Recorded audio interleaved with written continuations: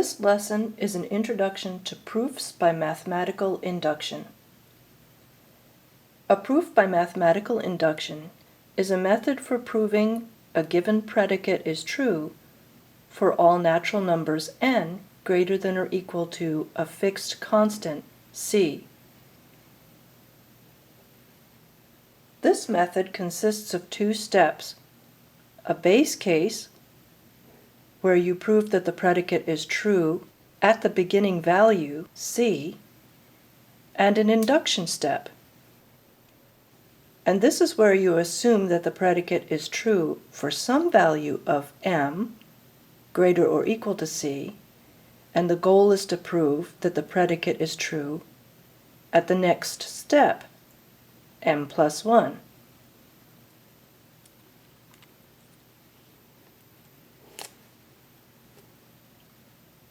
Put another way, the induction step is saying that for every value of m greater than or equal to c, you want to prove that if the predicate is true at m, then it must be true at the next step, m plus 1. Let's look at each of these items one at a time. First of all, let's look at an example of what a predicate is. A predicate of the natural numbers is an expression which becomes a proposition when the variable n is replaced with a natural number.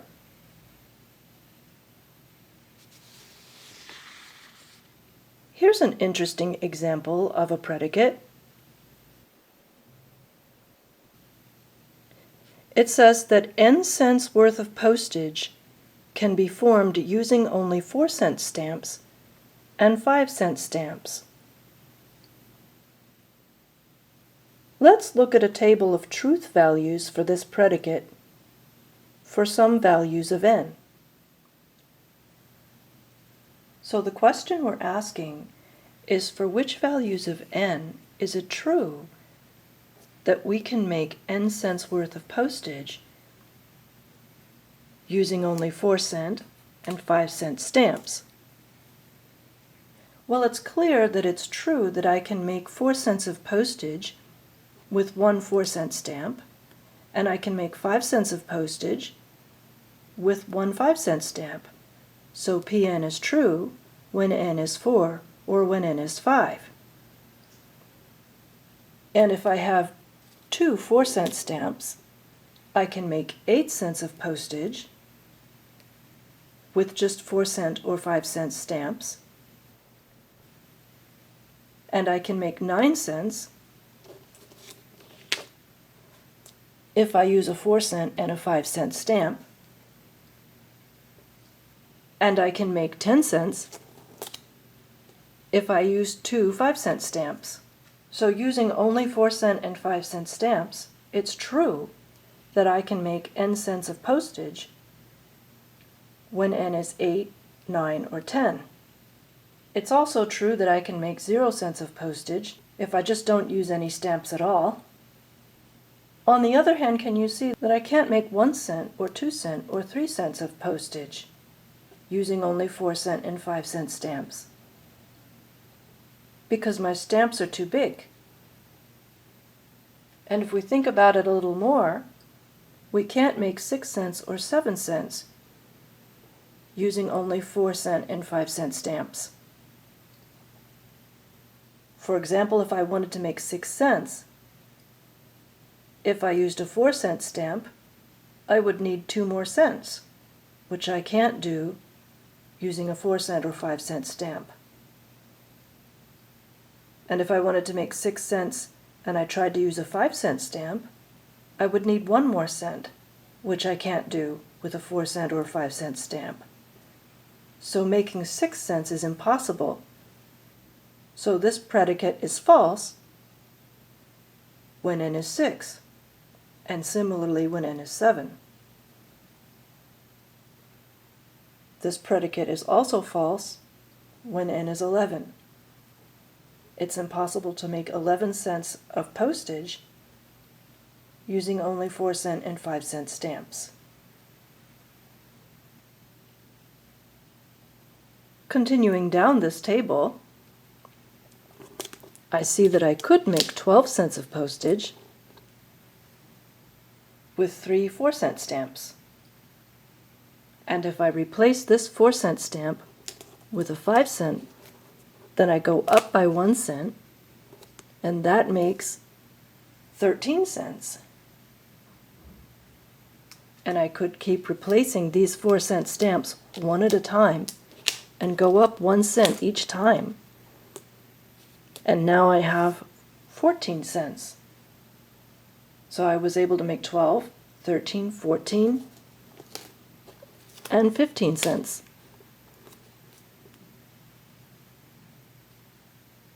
Could I make 16 cents? Sure, I could replace each of these 5-cent stamps with a 4-cent stamp, and then add a 4-cent stamp, and I have 16 cents. So looking at this table gives me an idea for a method that I can use to keep increasing 1 cent at each step. Namely, if I have a 4-cent stamp, I can replace it with a 5-cent stamp. And if I have at least 3 5-cent stamps, I can exchange them for 4 4-cent stamps, like this. So from the evidence in this table, I make the following conjecture or claim. I claim that this predicate is true for all natural numbers n greater or equal to 12. And I will show you how we can prove this claim using mathematical induction. The claim that we want to prove is that it is possible to form n cents worth of postage using only 4-cent stamps and 5-cent stamps, as long as n is greater than or equal to 12 cents. This can be proved using mathematical induction as follows. The proof requires both a base case and an induction step. The base case is where we start. So for 12 cents or greater, we're claiming that this predicate is true. So starting at 12 cents, that's our base case. And yes, it is true that using only 4-cent and 5-cent stamps, we can form 12 cents of postage. For example, we could do it this way, using 3 4-cent stamps. And so the base case is established. And the predicate is true starting at some point. Namely, in this example, starting at n equal 12. Now what about the rest of the n values? 13, 14, 15, and beyond. So all the values of 12 or greater. That's where the induction step comes in.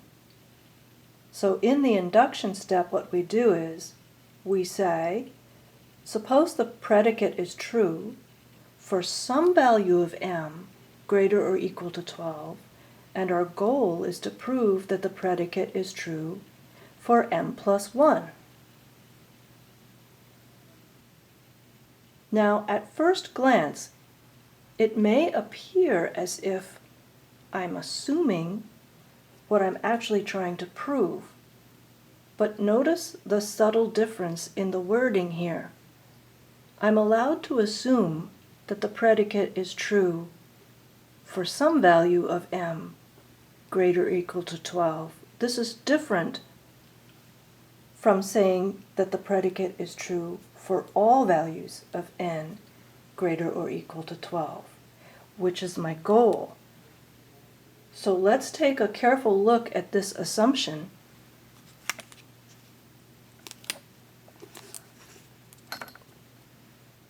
So here I'm assuming that the predicate is true for some value.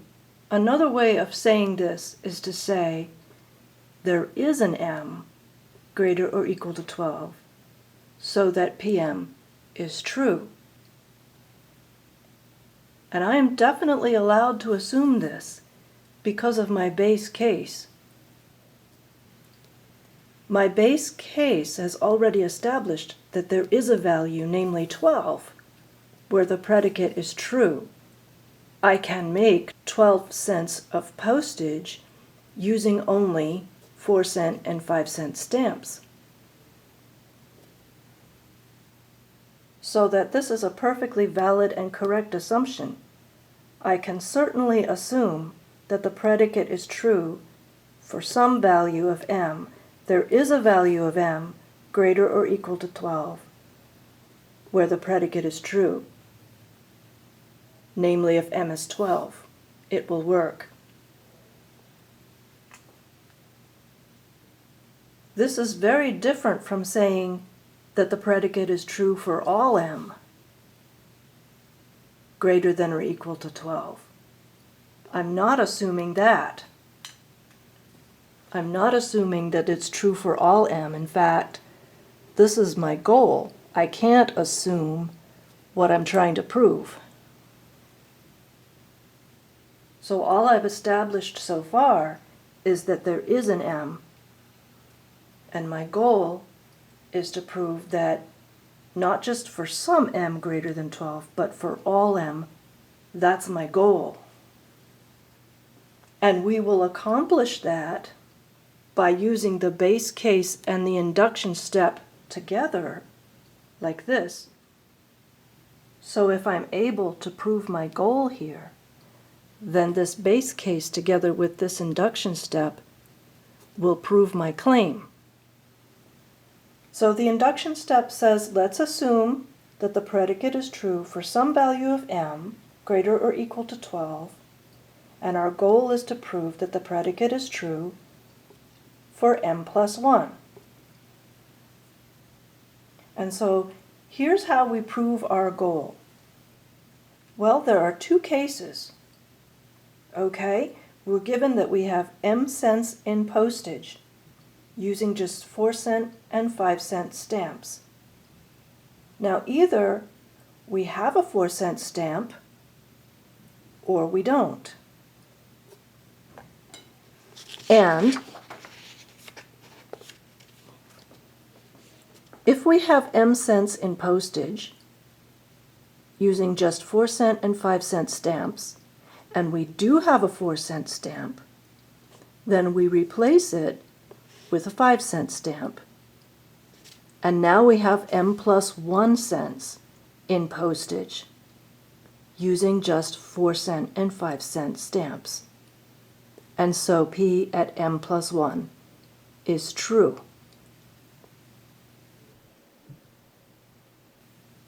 Case 2 says, okay, supposing we have m cents in postage using just 4-cent and 5-cent stamps, but supposing we don't have a 4-cent stamp, that means we only have 5-cent stamps. And so that's case 2. We have m cents in postage, but we only have 5-cent stamps.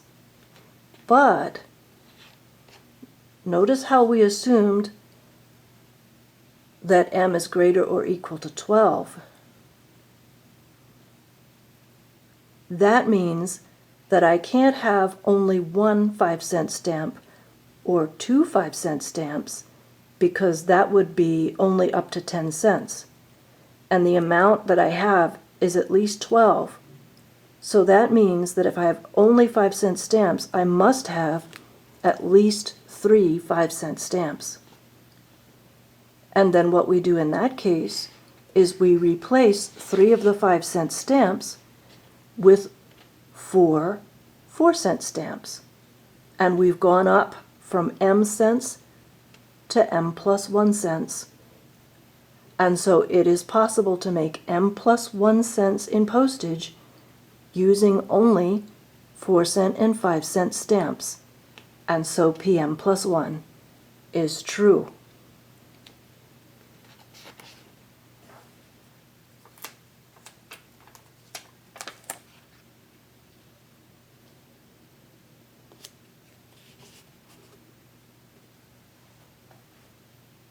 conclusion is that if it's possible to make m cents in postage using only 4-cent and 5-cent stamps, for some value of m greater or equal to 12, then if we do have a 4-cent stamp, or if we don't have a 4-cent stamp, in either case, we can create m plus 1 cents of postage using only 4-cent and 5-cent stamps. And so PM plus 1 is true, and we've achieved our goal.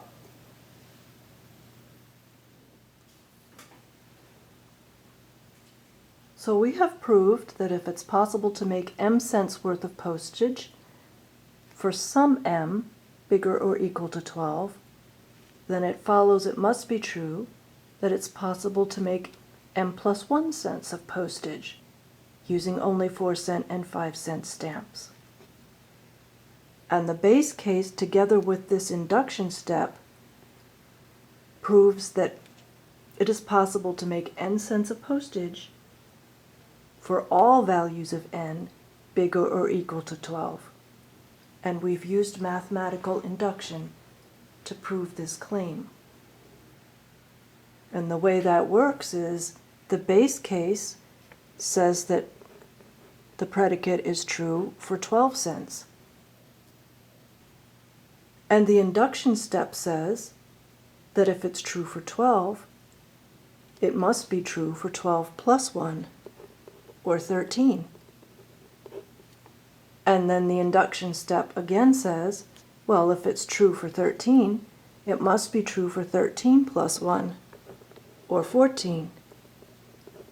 And then applying the induction step again, if it's true for 14, it must be true for 14 plus 1, or 15, and so on, forever and ever and ever. And so this base case, the predicate is true at 12 cents, together with this induction step, allows us to get it that the predicate is true for all n greater or equal to 12.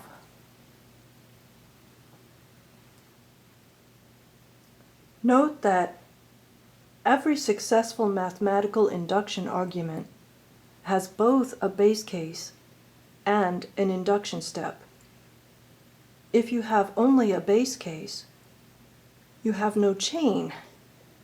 For example, it's clearly not enough to observe that it's possible to make n cents in postage for n equal 10, or even n equal 12, or even n equal 13.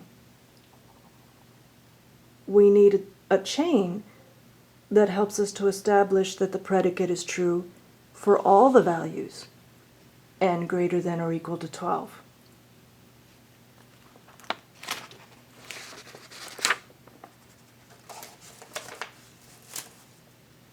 Also, if you only have an induction step, then you have a chain, but no place to start.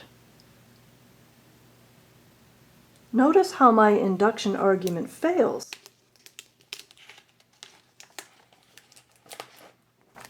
If I start with the wrong base case. Supposing we started with a base case where n was 10.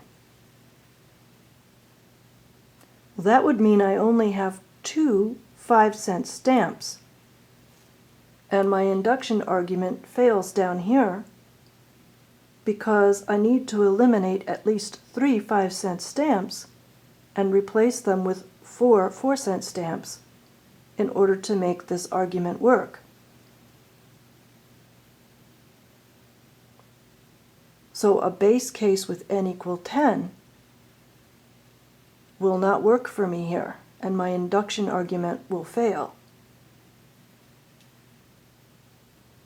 So I have to have a correct base case, I have to have a correct place to start,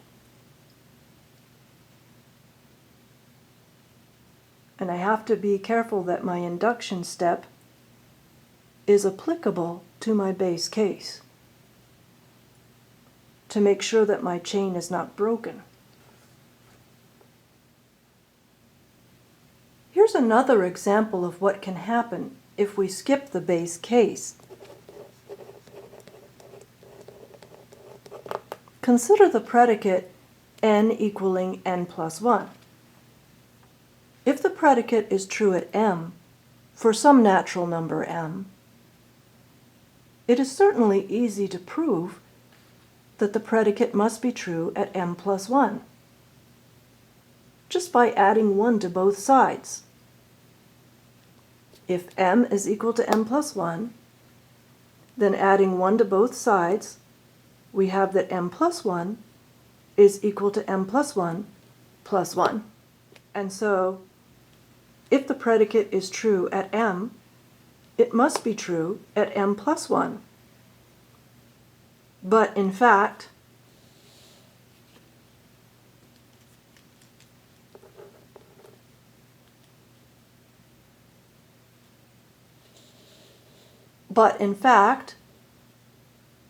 as we know, it is impossible for n to equal n plus 1. There is no base case. If n is 0, we would have 0 equal 1. Impossible. If n is 1, we would have 1 equal 2. Impossible. So the predicate actually is never true, ever.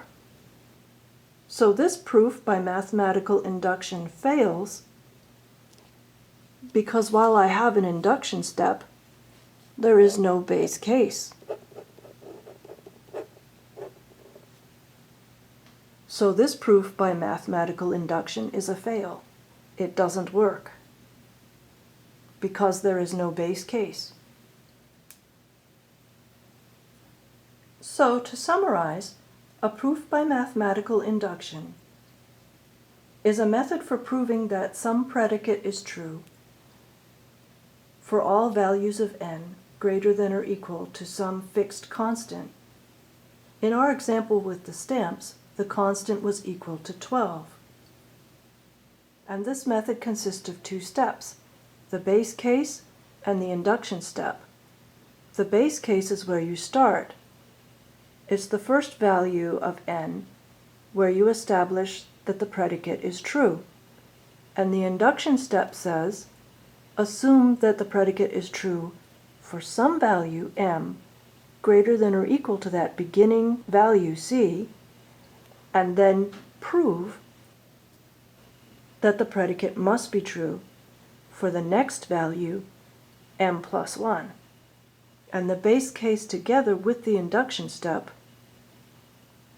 will establish that the predicate is true for all values of n greater or equal to c. And we noted that every successful mathematical induction argument has both a base case and an induction step, and we must take care that the induction step is applicable to that base case. If you have only a base case, you have no chain. If you have only an induction step, you have a chain, but no place to start it. So we must make sure that we have both the base case and the induction step, and that the induction step is applicable to the base case. In the next YouTube, we'll do another example, how to perform a proof by mathematical induction. Thanks for watching.